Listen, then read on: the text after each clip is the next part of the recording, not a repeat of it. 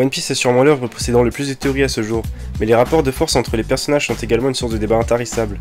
Il y a tellement de personnages et de pouvoirs différents que le simple fait d'évaluer la force d'un personnage devient très difficile, et je ne parle même pas des fanboys qui inventent des pouvoirs à leurs personnages préférés. Afin de mettre tout le monde d'accord, j'ai entrepris de mesurer la force des personnages grâce à une échelle simple mais efficace permettant de classer tous les personnages de One Piece selon leur force réelle. Mon échelle de puissance comporte 5 caractéristiques notées de 0 à 10. L'attaque, l'endurance, la vitesse, le spécial et la dangerosité. Ne vous inquiétez pas, je vais vous expliquer en quoi ça consiste. Tout d'abord l'attaque. Cette caractéristique correspond à la puissance des coups du personnage, et je ne prends pas en compte les techniques ultimes du style King Kong Gun où Luffy tombe dans les pommes 3 secondes plus tard parce que ça représente pas vraiment la puissance du personnage. Ensuite il y a l'endurance, c'est assez clair je pense, ça représente la faculté à encaisser les dégâts sans tomber KO. Après il y a la vitesse, là aussi c'est très simple, plus tu vas vite, plus ta note est élevée. Après il y a le spécial. Là j'ai un peu galéré sur le nom de cette catégorie parce que je savais pas trop comment l'appeler. En gros c'est le potentiel de contre qu'un personnage possède. Par exemple, si un personnage possède un Logia, il est intangible et possède donc un bon potentiel de contre. Et par ailleurs, si un personnage possède le Haki de l'armement, il peut toucher les Logia et donc contrer ces derniers. Donc tout ça, ça fait des points. Par exemple, si un Logia possède aussi le Haki de l'armement, ça lui fera encore plus de points. Et si un personnage possède un fruit qui le rend quasi invulnérable, comme le Gomu Gomu no de Luffy ou le Yami Yami no Mi de Barbe Noire, c'est également des points en plus. Et puis en dernier, la dangerosité. C'est le potentiel de destruction d'un personnage en gros. Logiquement, plus un personnage est fort, plus il est dangereux, mais il peut y avoir des cas particuliers comme Nami par exemple, qui est assez dangereuse malgré son physique plutôt faiblard. Voilà, maintenant que vous connaissez toutes les caractéristiques, on va faire un calcul très simple. En gros, on prend les 5 qui sont notés sur 10, on les additionne, donc ça fait une note sur 50, et ensuite on classe tous les personnages dans des tiers différents. Si le personnage a une note en dessous de 10, c'est le shit tiers, en gros c'est une grosse merde. S'il a plus de 10, enfin s'il est entre 10 et 20, c'est le low tiers. S'il est entre 20 et 30, c'est le mid tiers. S'il est entre 30 et 40, c'est le top tiers. Et s'il est au-dessus de 40, c'est le god tiers. Mais bon, il y a vraiment très peu de personnages qui atteignent le god tiers. En même temps, c'est normal. Après cette histoire de tiers, on s'en fiche un peu. Nous, ce qui nous intéresse, c'est de prendre les notes de chaque personnage et de les comparer pour voir qui est plus fort que qui. Et comme je suis sympa, je vais vous faire un petit comparatif vite fait. Je suis sûr que vous allez kiffer, ça va être Crackers versus Doflamingo. Et j'ai oublié aussi de vous dire que dans chaque catégorie, il y a un personnage référent. Par exemple, pour l'attaque la plus forte, c'est Barbe Blanche. Pour l'endurance la plus forte, c'est Kaido. En même temps, c'est normal. Pour la vitesse, c'est Kizaru, avec son fruit de la lumière.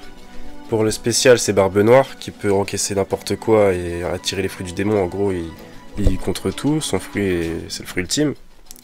Et en dangerosité, c'est Barbe Blanche également, parce qu'il peut détruire carrément la terre s'il veut avec son fruit. Et il y a également des personnages médians, par exemple en attaque Boo de la Apo Navy, qui a une attaque somme toute banale.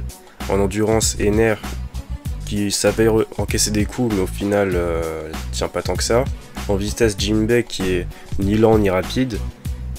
En spécial, Bellamy, il a le Haki, il va vite, mais bon, au final, rien de spécial. Et en dangerosité, Caribou, parce qu'il a un Logia, mais bon, n'importe qui a le Haki le défonce. Mais bon, ça reste un Logia. Bref, commençons par Crackers. Il a une attaque plutôt puissante. Luffy l'a dit lui-même, il a jamais combattu un Haki de l'armement aussi puissant. Par contre, niveau endurance, c'est pas ça. Crackers a dit qu'il supportait pas les coups. Et on l'a bien vu quand Luffy s'est mis en Tankman, qu'il l'a envoyé voler, il est jamais revenu. Au niveau de la vitesse, il peut suivre légèrement un Gear 4 Fluffy, mais bon, c'est pas ça, hein, il l'a jamais touché pendant 11 heures.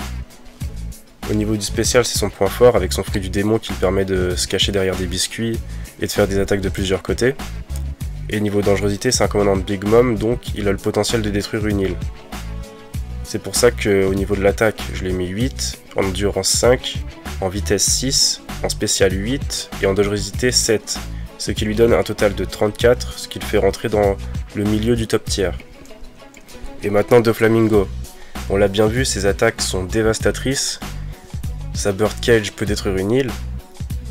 En endurance, il tient super longtemps. Il a tenu plusieurs journées contre Luffy et l'Alliance. Il a une vitesse plutôt banale, mais assez rapide quand même. Son spécial, Il a un fruit extrêmement avantageux qui permet de guérir des organes internes, ou de contrôler les gens, ou de faire des clones, etc. Ça donne beaucoup de possibilités de contre. Et en dangerosité, bah, je dirais que c'est la même que celle de Crackers, il peut détruire une île ou plusieurs. Et c'est pour ça qu'en attaque je lui ai mis 8, en endurance 8, en vitesse 6, en spécial 7, et en dangerosité 7. Ce qui lui donne un total de 36, ce qui le fait entrer plutôt dans le haut du panier des top tiers. Donc Doflamingo est bel et bien plus fort que Crackers, même si le combat est assez difficile. Et je tiens à dire que avant de faire cette comparaison, j'étais à 100% pour Crackers, je pensais qu'il était vraiment plus fort que Doflamingo. Puis après je me suis penché sur les stats des deux personnages et au final je me suis rendu compte que j'étais dans l'erreur. Voilà, c'est tout pour aujourd'hui, n'hésitez pas à me dire ce que vous pensez de cette échelle de puissance. Si vous pensez que c'est correct ou non, si je dois apporter des corrections, ça me ferait plaisir parce que j'aimerais bien que mon échelle soit la plus précise possible. Je ferai sûrement des tops à partir de cette échelle, comme le top de l'équipage des Mugi ou un top 20 des personnages les plus puissants ou le top des amiraux, on verra. Donc n'hésitez pas à commenter, liker, tout ça, vous connaissez les bails. A la prochaine, salut!